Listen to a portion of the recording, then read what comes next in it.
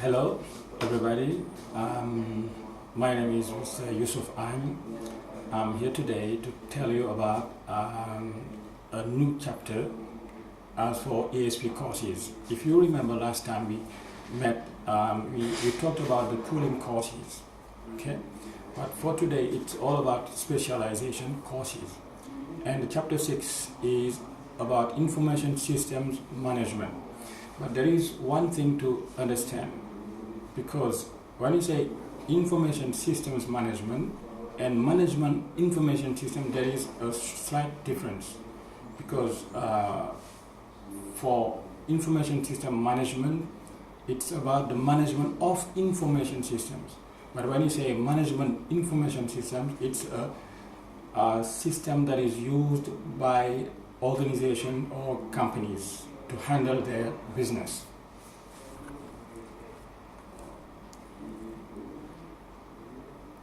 Okay, and in this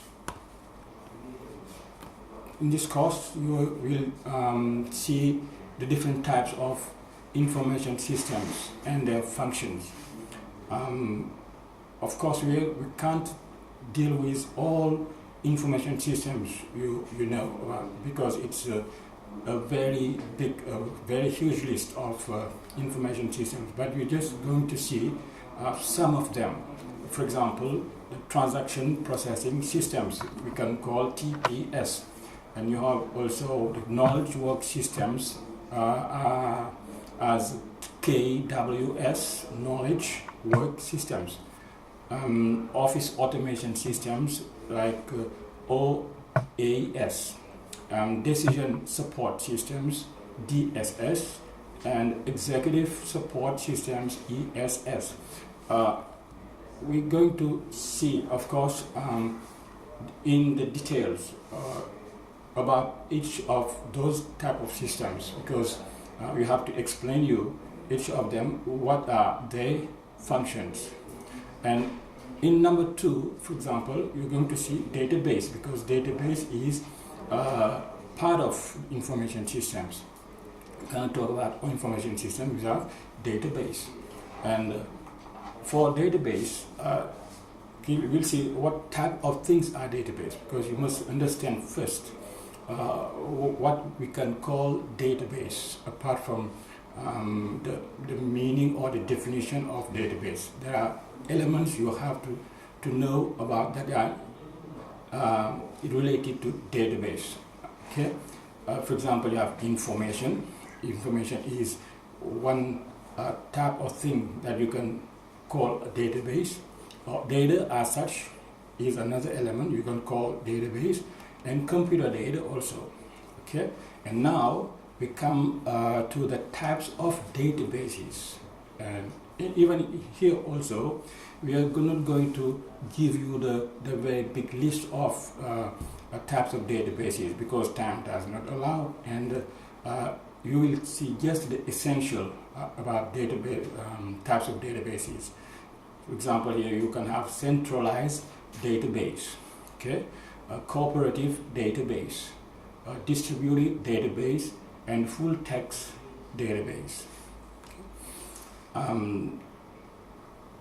We have also government database, knowledge base, mobile database, non-native speech database, online database, and operational database.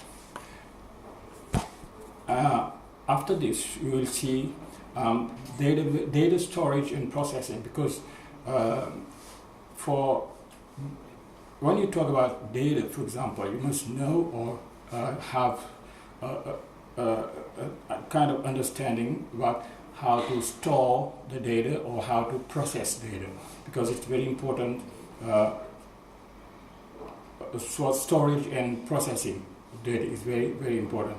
And you also have data protection principles, and here there are many data protection principles, and you will discuss about, or we will tell you about each principle and what's it all about, and you will understand some principles to know about when you have to protect, or when it comes for you to protect your data. Because if you know that, you for sure you will have no problem protecting your data the best way it is. Okay. And finally, you have we talk about some IT security measures. Okay. And now to come back to the information system as such. What is information system? It's a system that handles the flow of maintenance of information. For example, which supports the business operation. Because in any company, information system is very important, because it is the information system, or that system that can help the company or the managers to handle their company correctly. Therefore, and all you have to notice that most of the organization or businesses or big businesses, they resort to information systems, because this is the type of system that can help them really in organizing their work in their business. If not, it's going to be very difficult for them to do that using people or others. Okay. And now, as I told you, we have the type of information systems and their functions, because if you know about one system, you must know about the function, how it works, for example. Okay.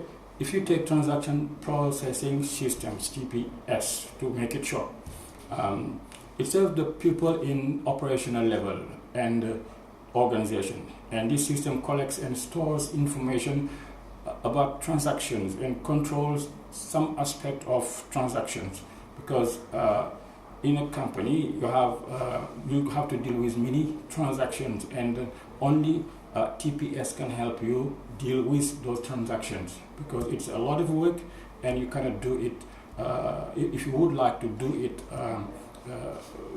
professionally and to save time. You have to resort to TPS. Okay. If you take knowledge work systems, it is used by technical staff as model functions to convert design specifications into graphical designs. This is somehow technical, okay, but it depends on the needs of the company. If they need this kind of information system, they have to use it anyway. For office automation systems, OAS, its office automation systems serve those who that belong to the knowledge level of an organization, because the system helps individuals in the processing of personal and organizational data. In a company or in any company where you go, you can find a personnel. You have many people that work in the company, and you must have a kind of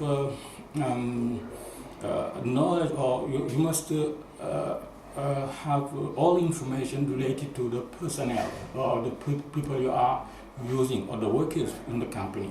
So, and since you have so many people working in your company, you need to know about, you need to have all information related to their